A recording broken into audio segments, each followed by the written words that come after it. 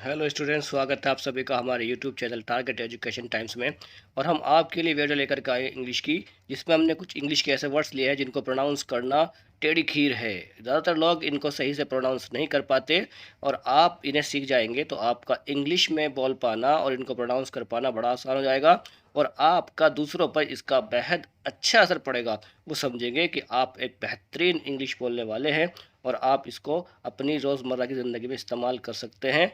चलिए सीखते हैं।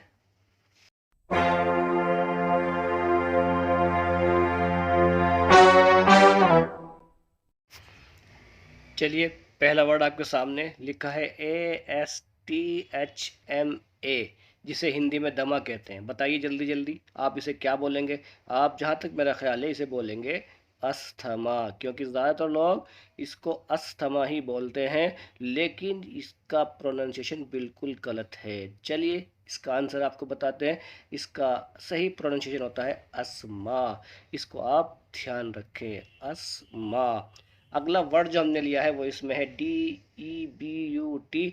आप पढ़ेंगे डिबट या पढ़ेंगे डीबेट या कुछ भी पढ़ेंगे। इसकी हिंदी जो होती है शुरुआत होती है, और ये भी एक डिफ़िकल्ट वर्ड होता है प्रोनाउंस करने में, और ज़्यादातर इस्तेमाल किया जाता है इसको, लेकिन स्टूडेंट अक्सर इसको प्रोनाउंस करने में गलती कर ही बैठते हैं। चलिए आज इसकी मिस्टेक को भी हम जड़ से ही समाप्त कर देंगे, और इसे आप पढ़ेंगे डेब्यू। यानी इसका सही प्रोनाउंसिएशन जो होगा वो होगा डेब्यू।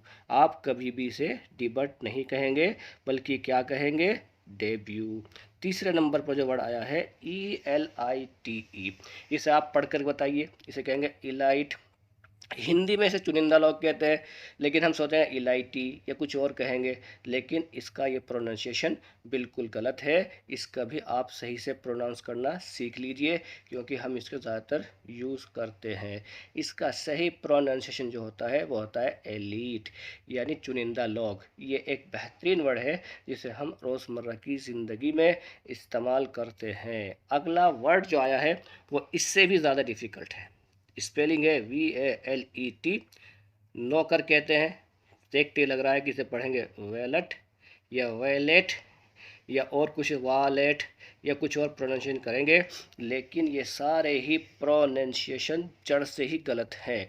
इसका सही प्रोनाउंसिएशन जो होता है वो होता है वेले, यानी इसको कहते हैं वेले, और हिंदी में इसके लिए वर्ड जो आता है वो होता है नौकर।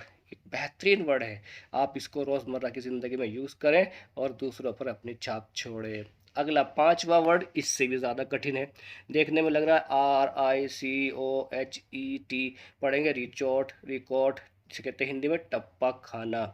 ये एक डिफ़िकल्ट वर्ड हो सकता है। इसको प्रोनाउंस करना इतना डिफ़िकल्ट लग रहा है कि बहुत ही टेढ़ी खीर हो, लेकिन जब हम इसका सही प्रोनाउंसिएशन देखते हैं तो बड़ा ही सिंपल नज़र आता है, और वो होता है रिक्शे। यानी हम जो प्रोनाउंस कर रहे थे वो कहीं भी इसके आसपास नहीं था। ध्यान रखें, इसे पढ़ते हैं रिक्शे, यानी टप्पा खाना। अगला वर्ड ENTREPRENUR, हम पर इंटरप्रेनर, जिसे कहते हैं उद्यमी या साहसी, किसी कारखाने को चलाने वाला।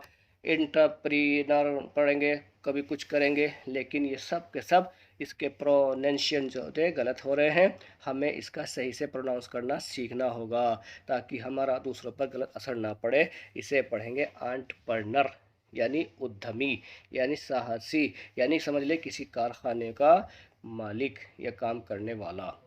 अगला वर्ड जो आया है वो 7 नंबर पर, वो है SUITE। समझ में आ रहा है, इसे पढ़ेंगे सूट या सूइट, जिसे कहते हैं हिंदी में कमरों का सेट। ये भी डिफ़िकल्ट वर्ड है। इसे भी प्रोनाउंस करने में अक्सर लोगों से गलती हो जाती है, जिसका सुधारना बेहद ज़रूरी है। इसको पढ़ा जाता है स्वीट। हम समझते हैं कि स्वीट तो मिठाई होती है, लेकिन स्वीट का मतलब कमरों का सेट भी होता है। इसको भी आप अच्छे से ध्यान रखें। और अब 8वें नंबर का वर्ड जो आ रहा है वो और भी डिफिकल्ट लग रहा है। यह SACHET लग रहा है। पढ़ेंगे से सैचेट या साचेट, से कहते हैं हिंदी में थैली। और ये साचेट या साचेट जो होता है, दोनों ही प्रोनाउंसिएशन इसके गलत हैं। इसका सही प्रोनाउंसिएशन हम करते हैं तो आता है सशे। इसको आप रोज़मर्रा ज़िंदगी में इस्तेमाल करें, इसकी स्पेलिंग को याद रखें। और ये बेहतरीन वर्ड है, इसके लिए आता है सशे यानी थैली। और 9वें नंबर पर जो आया है वो है IMPASSE, इम्पासी या इम्पास। इसे कहते हैं बंद गली, यानी जो गली बंद होती है, आर पार नहीं होती, उसको कहते हैं इम्पासे। लेकिन ये सही है या गलत है, इसका प्रोनाउंसिएशन वो हम सीखते हैं। इसको जब हम सही से प्रोनाउंस करेंगे तो वो आता है इम्पस। यानी इम्पस का मतलब होता है ऐसी गली जो बंद हो। आप इसको यूज़ करें और इसको जो है बोल बोल करके प्रैक्टिस करें। अगला वर्ड जो आया है वो 10वें नंबर पर, और बहुत ही सिंपल सा वर्ड है जिसे आमतौर से यूज़ किया जाता है। कहते हैं PREPOSITION। बहुत सारे लोग कहते हैं प्रीपोजिशन, प्रीपोजिशन, लेकिन इसका सही प्रोनाउंसिएशन जो होता है वो बता रहे हैं हम आपको, थोड़ा धीरज रखें। इसे कहते हैं प्रेपोजिशन। यानी इसका सही प्रोनाउंसिएशन जो होता है वो होता है प्रेपोजिशन। आप इसको अब से यही कहकर पुकारें।